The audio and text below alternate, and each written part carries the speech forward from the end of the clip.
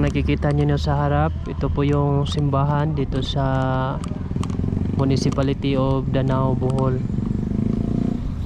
Ayan, inaayos pa yung simbahan at dito, yan po yung plaza.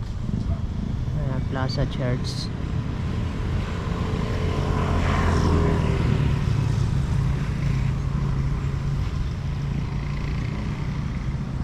Init.